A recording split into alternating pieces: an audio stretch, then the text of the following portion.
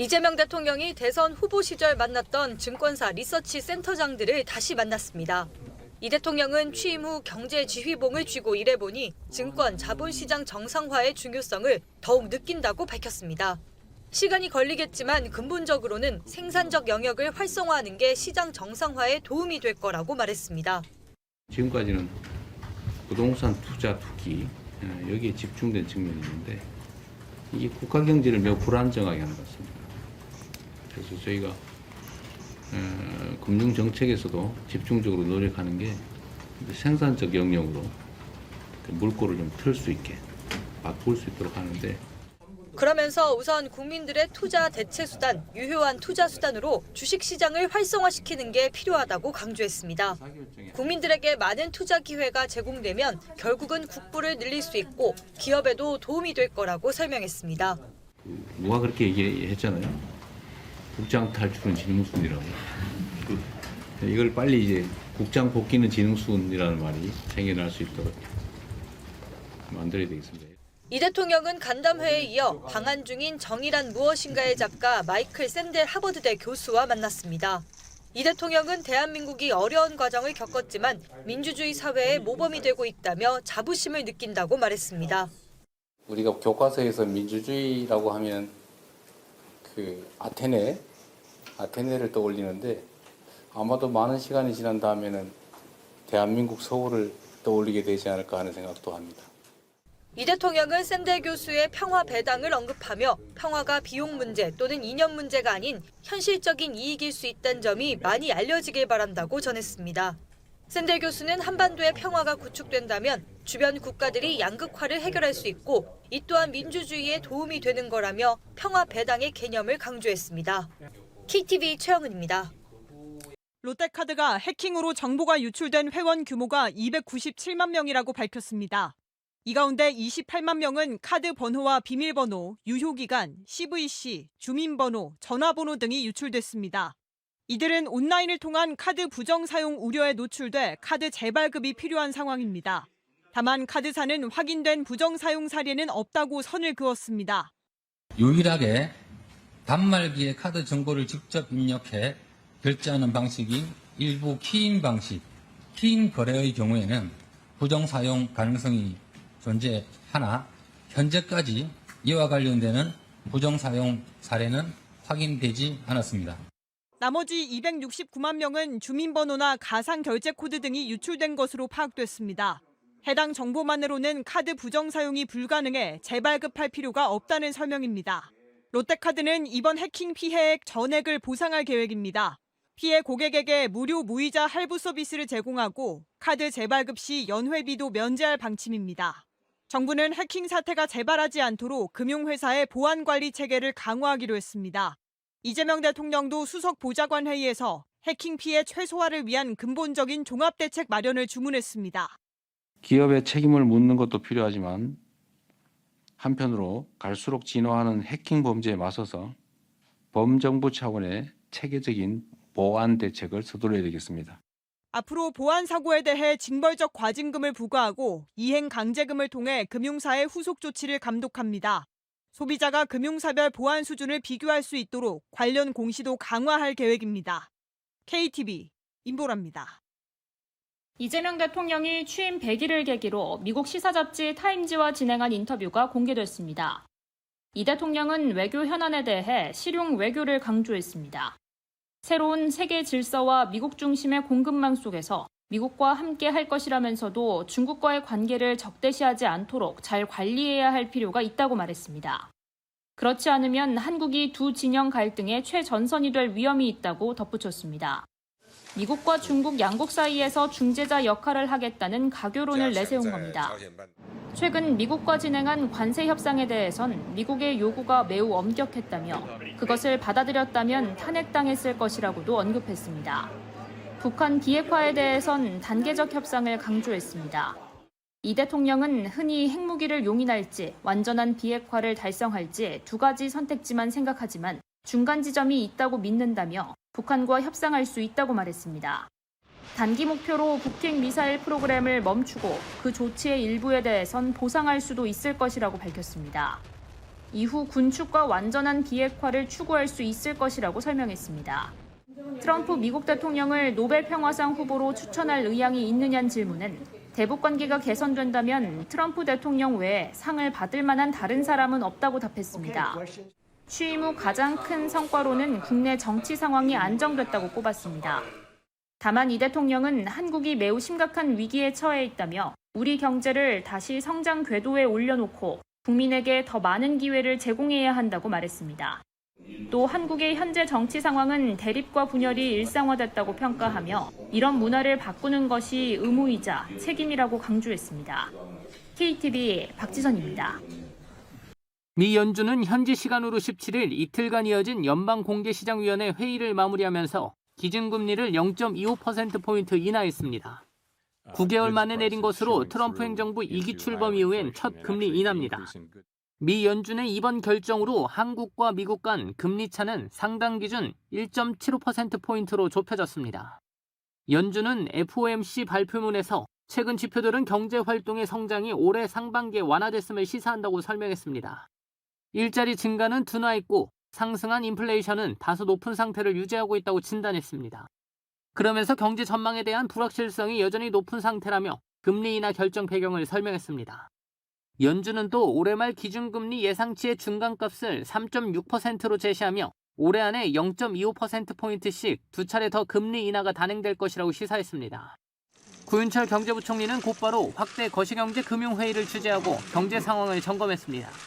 구 부총리는 글로벌 금융시장은 대체로 시장이 예상한 수준의 금리를 인하했다며 향후 불확실성에 대한 제롬 파월 연준 위장의 의인식에 주목하며 혼조세를 보였다고 평가했습니다. 국내 금융시장은 안정적인 흐름을 보이는 등 영향은 제한적이라고 진단하고 글로벌 불확실성 요인이 상존해 있는 만큼 주요 리스크 요인을 면밀하게 모니터링하며 대응하겠다고 강조했습니다. 정부와 한국은행, 금융감독원 등 관계기관은 앞으로도 수시로 긴밀히 소통하며 거시경제와 금융시장의 안정적 관리에 한치의 소홀함이 없도록 만전을 기하겠습니다. 한국은행도 미 연준의 금리 인하 소식에 국내 경기와 물가, 금융 안정 여건에 보다 집중할 수 있는 통화정책 운용 여력이 확보됐다고 평가했습니다. 그러면서 연준 위원들의 정책금리 전망이 다양한 의견으로 엇갈리고 있어 미국의 미래 통화정책 경로에 대한 불확실성이 크다며 시장 상황을 더욱 면밀히 점검할 필요가 있다고 강조했습니다. KTV 신국진입니다. 이재명 대통령이 새로 채용한 청년 담당관 2명에게 임명장을 전달합니다. 국민참여단 심사를 거쳐 선발된 청년 담당관은 모두 90년대생으로 앞으로 청년 정책을 집중 발굴할 계획입니다. 이 대통령은 우리 사회 청년들이 겪는 어려움은 긴 시간 경제사회 문제가 누적된 구조적 위기에서 비롯돼 있다고 진단했습니다. 난제를 풀기 위해서는 단기 처방을 통해서 정책의 효능감을 높이고 또 구조적 문제점들을 해결하려는 지속적인 노력이 동시에 뒤따라야 합니다. 청년 문제의 양대 핵심 과제인 일자리, 주거 문제 해결도 언급했습니다. 이 대통령은 월세 지원 확대와 일자리 첫걸음 보장제 등 미시 정책을 추진하면서 청년의 삶 전반을 포괄하는 근본적 해결책을 동시에 추진해야 한다고 강조했습니다. 아울러 청년은 대한민국 회복과 성장의 원동력이라며 청년의 고통과 불안을 덜고 미래 희망을 키우는 든든한 정부가 되도록 노력하겠다고 밝혔습니다. 여야 민생경제협의체 첫 회의 관련해선 각자 서 있는 정치적 위치는 달라도 어려운 국민 삶을 개선하려면 힘을 모아야 할 책임이 있다고 역설했습니다. 이 대통령은 이와 함께 긴 추석 연휴를 국내 경기 활성화의 마중물로 삼아야 한다며 성수품 가격 안정과 바가지 요금 근절을 위해 최선을 다해달라고 주문했습니다. 이 대통령은 끝으로 코로나19가 다시 유행하는 만큼 연휴 기간 국민 안전 대책을 반복 점검하고 필요한 대책은 미리 준비하라고 당부했습니다. KTV 이혜진입니다. 조현 외교부 장관과 왕이 중국 외교부장이 중국 베이징에서 첫 한중 외교장관 회담을 했습니다. 3시간에 걸쳐 회담과 만찬을 하고 한중 전략적 협력 동반자 관계 발전을 약속했습니다. 조 장관은 우리 정부가 대화와 협력을 통해 한반도의 비핵화와 평화 실현을 위한 실질적 진전을 추구하고 있다고 밝혔습니다. 그러면서 북한의 대화 복귀를 위한 중국 측의 노력을 당부했습니다. 왕 부장은 한반도 평화 안정을 위한 건설적 역할을 지속해 나갈 거라며 지속 소통하자고 답했습니다. 조 장관은 회담 후 현지 특파원들을 만나 한반도 비핵화에 대해 디테일로 들어가지 못했다면서도 중국의 대한반도 정책은 변함없다는 이야기를 나눴다고 설명했습니다. 지난 중국 전승절개기 북중 정상회담 결과에 한반도 비핵화 언급이 빠졌는데 한반도 문제에 대한 중국의 입장을 재확인한 겁니다. 회담에서는 다음 달 말 경주 에이펙 정상회의 계기에 시진핑 중국 국가주석이 방한하는 일정도 협의했습니다. 조 장관은 특파원 간담회에서 시 주석 방한이 확실한 것으로 느꼈다고 말했습니다. 10월 말 11월 초 에이펙 정상회의를 앞두고 시진핑 주석의 에이펙 참석을 위해서 한중 간에는 현재 긴밀히 협의하고 있습니다. 회담에서는 중국이 서해 한중 잠정 조치 수역에 무단으로 설치한 구조물 문제도 논의했습니다. 조 장관은 특파원 간담회에서 중국 측이 아주 성실한 답변을 했다고 강조했습니다. 문제 제기를 했고 중국 측은 한중 간 실무 협의가 이미 잘 진행되고 있으니 문제를 잘 관리해 나가자고 했다고 전했습니다. KTV 문기혁입니다.